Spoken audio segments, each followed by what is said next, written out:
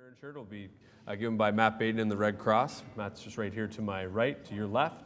I'll introduce him in just a minute. Before we get started, I'd like to, a little bit of housekeeping, a little bit of logistics. We are joined by residents across the region, your colleagues, your neighbors, your families, and friends. They're watching on Facebook Live. They also have the opportunity to ask questions, so we'll go to the audience first and then to Facebook.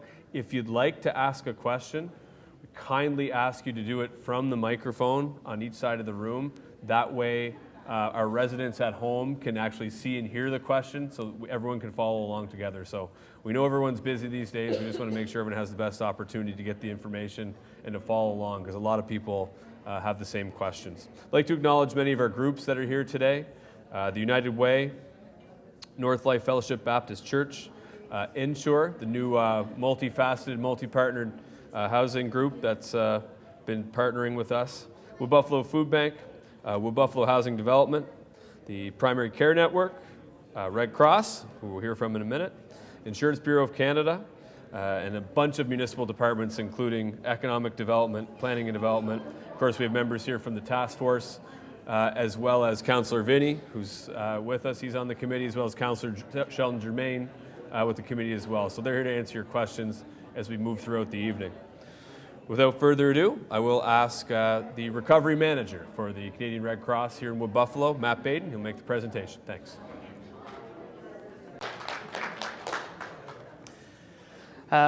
Thank you for the warm reception and having us speak here tonight. I'm not used to really being on camera or usually public speaking. I'm more of the office type. So I hope that I can answer some of your questions tonight and give a brief outline of kind of what the Red Cross has done so far in Wood Buffalo, as well as what we're going to be doing over the next little while to help residents recover from the disaster.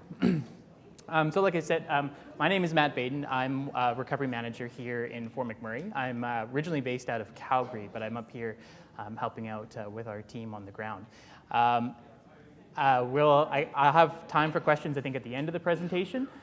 And however, if you do want to talk with me privately or any one of my colleagues at the booth, please feel free to see us after the presentation, or you're also welcome to come down and visit us at the Hardin Street or Future Forward locations with one of our staff members.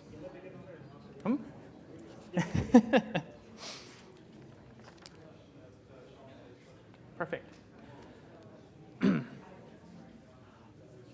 Okay, so all of our disaster management programming is actually based on a case-by-case business provided by impacted individuals and families based on needs, right? We're a basic needs organization.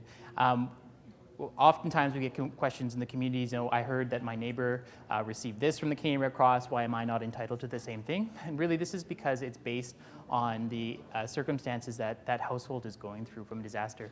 We know that disasters, from our experiences, are a deeply, deeply personal thing to go through, as I'm sure that you're all very aware. And that's why we really try and tailor our supports to individuals and where they're at that moment. We act as an auxiliary to government, which is just kind of a word for saying that we really act in partnership. We don't duplicate assistance. We work in conjunction, with government agencies and other programs, whether those be provincial, municipal, or some of our social profit partners in the community to deliver assistance to those who need it. We always work to restore and improve pre-disaster self-sufficiency. And then we'll also work to ensure that the safety and security of our not only our personnel, but everybody on the ground is accessing or their needs of safety and security are being met in the community. And we also acknowledge our Indigenous people's experiences and realities in disaster.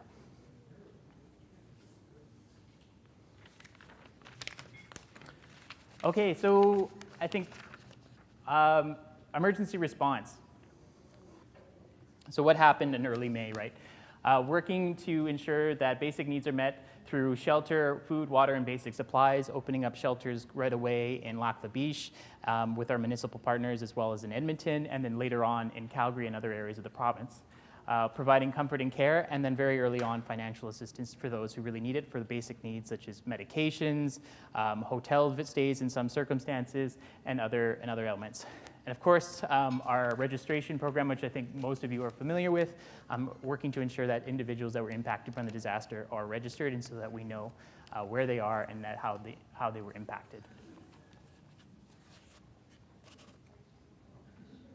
Support upon reentry. So when the Municipality of Wood Buffalo opened up again in early June, apologies for my timelines, this has all been kind of a blur for me as well this summer.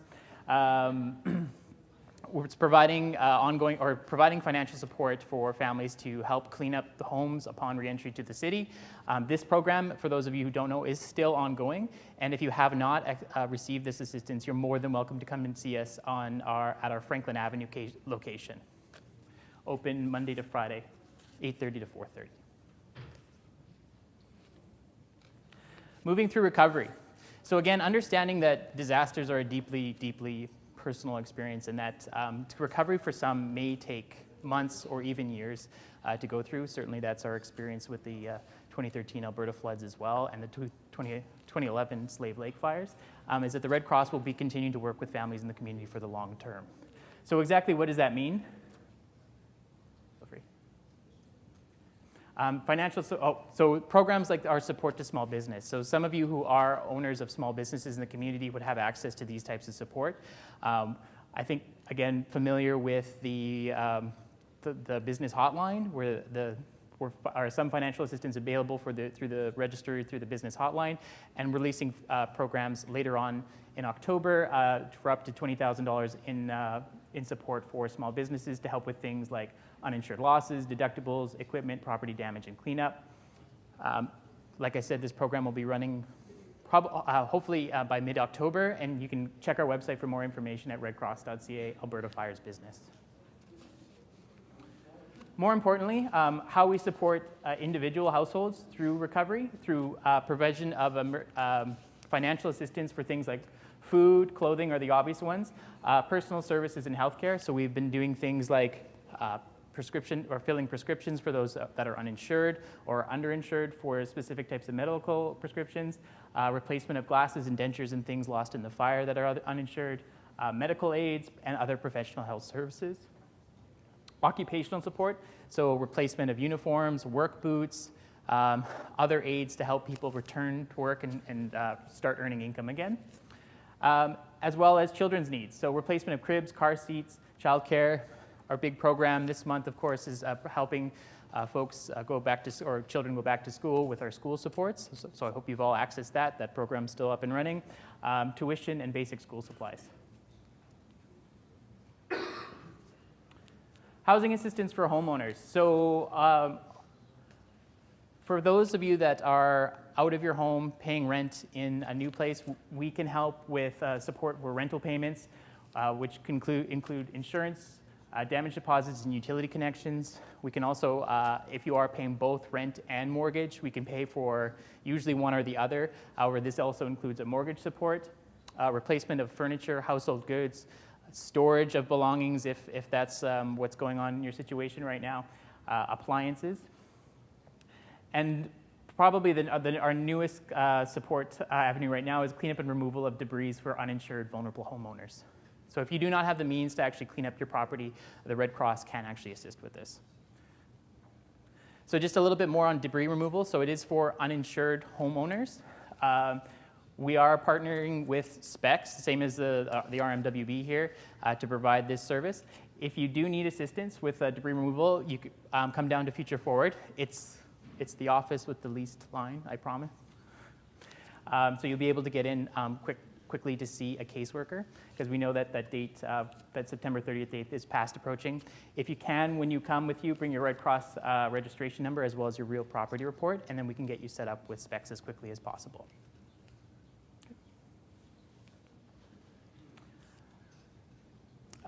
Just a couple of things. When you come to the Red Cross office, if you are looking for support, if we can book you in for an appointment tonight, we'd be happy to do so. When you come down to see us, if you can bring things like mortgage documents or rental agreements, it just helps to speed up the process a little bit, so we don't have to have you wait. If you have not registered, if you can bring your proof of residency for Fort McMurray at the time of the fire or in the Regional Municipality of Wood Buffalo at the time of the fire. Any kind of bills of statements that you're looking to have assistance with. And then we can, our caseworkers can do a needs assessment with you. So where to find us? So to book an appointment, our number is 1-888-553-5505. That call center is running every day, 6 days a week.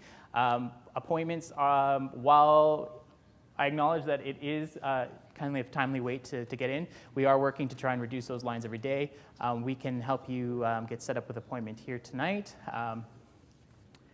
And our location right now is at 9816 Hardin Street in the basement. We are looking to move to serve the community a little bit better. We'll be going around the corner to Franklin Avenue, to a Franklin Avenue location sometime in October, which will provide us with a little bit more space so we can serve. For reentry, debris removal, and general inquiries, please feel free to visit us at 9717 Franklin Avenue, 9 a.m. to 4:30 p.m. Monday to Friday. I should also add, if anybody is looking for, they have questions about assistance, they can always call our 188 number and be served by a call agent. Well, thank you very much, Matt. Thank you, Jerry, for directing me to the right microphone. I know, Matt, you said you're not a be-all, end-all, but you're talking about helping out horses as well, so you guys are getting pretty close at the Red Cross, so thank you again for your support. Thank you, everyone, for coming. So this is a question and answer. I did mention off the top, if we could go to the microphone for your question, I can bring this microphone over to there just so our people watching on Facebook, your fellow residents, can follow along. But if not, we'll bring the microphone to you. We'll make it work. So we actually had a couple questions. First question come in online, and it's a real tough one. It's from Jordan. He goes, when will Domino's Pizza reopen? So that was his question. Unfortunately, we don't know that. I wish I did because I was a Domino's guy. I live in that neighborhood, for better or worse. But Domino's Pizza, we're not sure. They do have a very robust website, communications department. You can always reach out. I'd send you to Pulse, but I don't know of our Pulse. They're dealing with much more maybe important issues in the community, but we hope that all our businesses can open again really soon because they're such a huge part of our community, especially our small local business. So yeah, we will be right there. We know that there was a lot of damage in that neighborhood, smoke damage as well. So we hope Domino's can reopen. We hope our resident can enjoy that soon. So we'll go to the audience. Is there anyone that has a question for the Red Cross? Sir, yeah, go right ahead. I'll bring this over to you. Okay. I just noticed that you have assistance for the rent and the mortgage. Mm-hmm. I think this is very good. I know a lot of people, right now the construction cost in this town is very expensive. Right. Build a house is very expensive right now. A lot of people, maybe they have insurance, but is uninsured. Some people may not have insurance. So do we have a program to have people rebuild the house? Rebuild? We do not at this time. So we're working very closely with the municipality as well as the province of Alberta to look at what kind of programming we could offer to those residents that are uninsured and unable to rebuild their house with their existing financial resources. Yeah. So we don't have a program just yet, but we are in frequent dialogue together working on that solution. Now, I will mention, sir, as well, I know Matt's answering on behalf of the Red Cross. They're a great partner. We do have the new Insure group that are here tonight.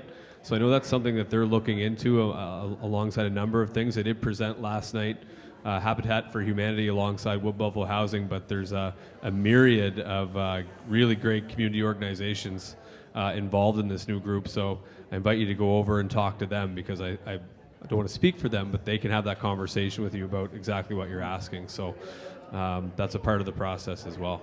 And just to add to that is that if you are contributing out of pocket for your own rebuilding costs and you find yourself unable or there is a need to pay things like rent or mortgage during that time period, the Red Cross will be available to be accessed for financial assistance. Yeah. Thank you. Thank you for the question. Do we have any other questions from the audience? Anyone else? I got another online one. I can go to this one. And I already gave Guy a heads up. So, Matt, this is a question for the Red Cross. And you might not have the exact details. But out of the money, this question is from Charlie. Out of the money raised by the Red Cross, how much was used to cover administrative costs? So I know you might not have that right at the moment, but maybe even generally just speak to that process. It's a difficult one to add because obviously we're still very, very active in the community, but we try and keep our administrative costs below 10% of the funds that are raised. So I don't have the exact number. It will take a long time probably to calculate that, but under 10%. Good to hear. Thank you for that. And thank you, Charlie, for the question. Anyone else from the audience? Any question? There's no questions, a bad one. Feel free. I know we got a ton of great community groups here. So if you jump right in, if you have one that comes up in your mind. Another one online is from Renee. Renee is asking, will there be any further help for those of us that had insurance, I think I'm reading it correctly, such as assistance with the cost of permits? So I don't know. I know that was a municipal cost. I know, Matt, if you can take that one. So what I can actually say is that we are working quite closely again with the municipality to develop a program specifically around covering the permitting costs for reconstruction and rebuild. We are working with the municipality to develop a program specifically to look at how we can cover the costs of permits for repair, reconstruction, or rebuild for homeowners that are either uninsured or uninsured or underinsured. Yes. So there will be details that will be coming out imminently about that program. I also can't speak for council, although Councillor Vinnie's right here and Councillor Germain's at the back. I know that I believe it was Councillor Germain that put the motion on the floor. There is a review of all fees related to development, which would presumably include permitting fees. So that review is underway, and I think it's that recommendation from administration is coming back. Councillor Germain, is it October 4th? September 27th, so it's actually on Tuesday night. So that recommendation comes back. It's a review of those fees. And so I would pay attention to that council meeting. Council meetings are in the council chamber every Tuesday night, 6 p.m. But you can also follow along online live as well as Shaw TV Channel 10. So that review will come back, an assessment of the municipality's approach to the fees and what the next steps will look like for our residents, whether they're insured or not. So we welcome you to join that debate. Actually, I think that was the last one I had, Russell, sorry. That was one I haven't read yet. That's my mistake. So this question's from Scott. It's coming in on Facebook. How can people currently not residing in Fort McMurray collect the school benefits offered by the Red Cross? So I know that program was a few weeks ago. So. Yeah. It's still operating. It's actually based on our regular recovery program. So anybody who is outside of the municipality, if they're in Alberta, they can visit a Red Cross office in Calgary or Edmonton, as well as any other branch location across the country to be seen by a Red Cross caseworker for that type of assistance.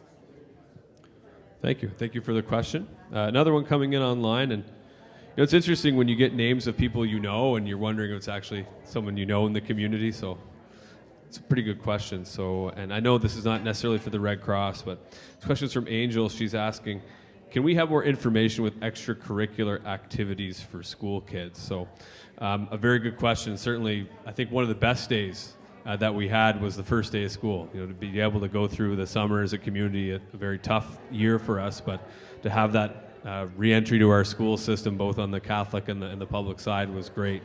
So I don't know if Councillor Germain would like to speak to that, but I know that if you want to reach out directly to the Catholic School District or the Public School District, tail out of school here, my roommate is actually the communications person for the Catholic School District, so I'll go ask her this after. But there's also a number of great initiatives, whether it's through Kids Sport or My Kids here at McDonald Island. So there's a number of great community organizations you could reach out to. So that said, you can always call the Pulse line 24 hours a day, 365 days a year, anytime, any place, 780-743-7000. You can email them at pulse@rmwb.ca.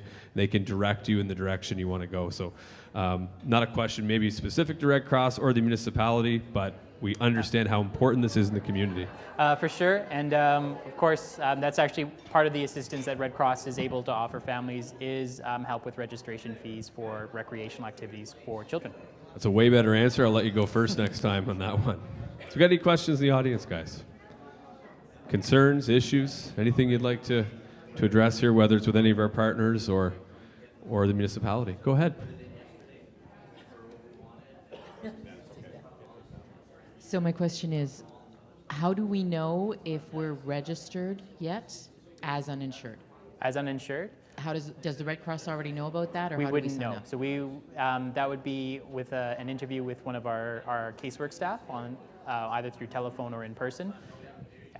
Thank you. Thank you for the question. It's a good question. Thank you, Matt. And I'll mention as well, that's not something, at least when it comes to home ownership, that the municipality would track either. because that's a personal decision between the homeowner and their insurer. So when we have the title, in planning and development, we going through this process, we don't have that on file. So it's not like the municipality can look at a record and say, okay, this person has insurance, this person doesn't. It's a process of collaboration with the resident to find that out. So something we're learning as well. It's not something you'd normally have as a government. So just to clarify. Yeah. Great question. Any other questions in the audience? Anyone else maybe back there hanging out with the United Way if they have a question? Well, if you don't, that's okay, guys. Thank you so much for joining us once again for our 8th Here For You session here at McDonald Island Shell Place. We'll be back again next week, every Thursday, 4 to 8. We're going to be back with a telephone town hall once again on Monday. If you've registered with the Red Cross and you're involved in that process, still have thousands of residents joining us every week. Council on Tuesday night, Wood Buffalo Recovery Committee will meet on Wednesday night. You can always contact us on Pulse, or if you have a recovery-specific question, we have the recovery email, recovery@rmwb.ca, and the staff will run down the hall to the appropriate person to get the answer. Thank you so much for staying safe, resilient together. We're here for you always, and thanks for coming out.